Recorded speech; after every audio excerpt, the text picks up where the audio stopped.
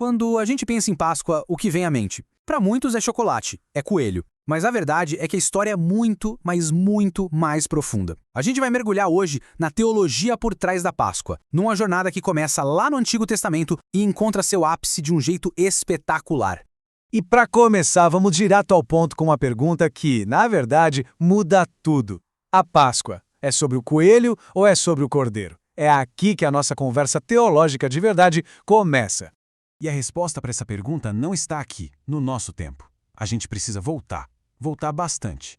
Nossa jornada começa lá no Antigo Testamento, olhando para o que a Bíblia chama de sombra do Cordeiro, ou seja, a instituição da primeira Páscoa.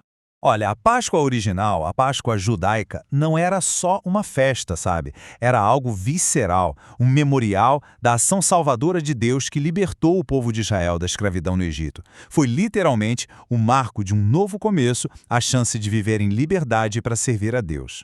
E o ritual? O ritual era de uma precisão impressionante. As instruções que Deus deu lá no livro de Êxodo eram super específicas sobre como deveria ser o cordeiro do sacrifício. E o mais incrível é que cada detalhe, cada pequena exigência estava, na verdade, apontando para algo muito maior que ainda estava por vir. E aqui a gente chega no ponto central do sacrifício, o sangue. O papel do sangue é fundamental. A Bíblia é muito clara sobre isso. Ela diz que a vida está no sangue. E era esse elemento, a vida derramada, que fazia a expiação, que consertava a relação com Deus que o pecado quebrou. A regra era clara: sem derramamento de sangue não tem perdão. Ok, então a gente viu a sombra, o preparo. Agora, vamos avançar para a realidade. Vamos ver como esse ritual tão antigo encontra seu cumprimento perfeito, sua realidade máxima, em Cristo. E essa fala de João Batista é de arrepiar. É um dos momentos mais cruciais de todo o Novo Testamento. Ele olha para Jesus e diz: é Ele.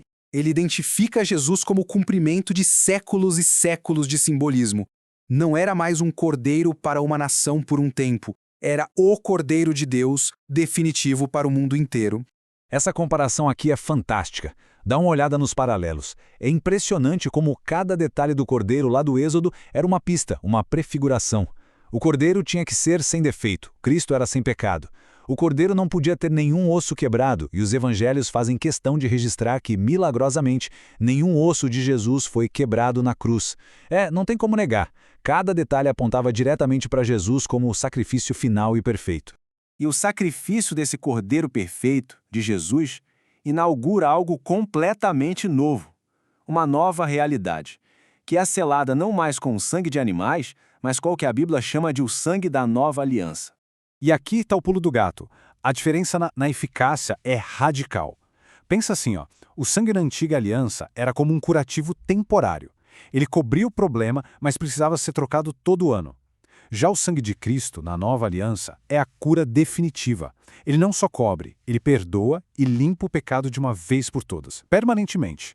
E essa nova aliança que foi firmada com o sacrifício de Cristo traz benefícios que eram, assim, impensáveis antes. As barreiras simplesmente caem. De repente, existe um acesso direto a Deus. Jesus se torna um mediador perfeito. E o povo de Deus ganha uma identidade totalmente nova: sacerdócio real. A intimidade com Deus é restaurada. Mas a história não acaba na cruz. De jeito nenhum. O sacrifício, por mais perfeito que seja, precisa de uma validação. E essa validação é simplesmente o evento mais importante de toda a história do cristianismo: a ressurreição. É isso mesmo. A ressurreição não é um extra, um detalhe a mais na fé cristã. Ela é a pedra angular. Sabe aquela pedra que sustenta o prédio inteiro? Se você tira, tudo desmorona? Se Cristo não tivesse vencido a morte, a fé cristã teria sido enterrada junto com ele naquele túmulo. E o apóstolo Paulo, ele faz um exercício de imaginação bem sério. Ele nos convida a pensar num cenário onde essa pedra fundamental não existe. Ele faz a pergunta que todo mundo deveria fazer. Mas e se Cristo não ressuscitou? E a lógica do apóstolo Paulo é implacável. As consequências seriam simplesmente catastróficas. A pregação seria inútil. A fé seria vazia, baseada numa grande mentira. Os apóstolos seriam falsas testemunhas de Deus. E talvez o pior de tudo, todos que morreram com fé em Cristo teriam morrido em vão. Não haveria esperança nenhuma. Fim de jogo. Mas aí vem a virada. A declaração que muda a história da humanidade. Paulo sai da hipótese e entra no fato histórico com toda a força.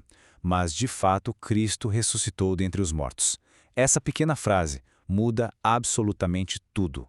E é importante dizer, não se trata de uma fé cega. A ressurreição é apresentada nas Escrituras como um fato histórico, com testemunhas oculares. O próprio Paulo, naquela carta aos Coríntios, faz uma lista de quem viu Jesus ressuscitado. Ele apareceu para as mulheres, para os discípulos e para mais de 500 pessoas ao mesmo tempo. Isso é um testemunho muito poderoso. Certo. Então, o que essa vitória sobre a morte significa na prática, para a gente hoje? Significa tudo.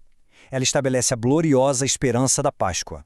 O resultado de toda essa jornada teológica que a gente traçou é este, uma solução definitiva para o problema do pecado. A Páscoa é a grande transição. A gente sai daquela cobertura temporária do Antigo Testamento para um perdão e uma limpeza que são permanentes, completos e finais. E com isso, a ressurreição muda o jogo da história humana. A morte, ela perde o poder.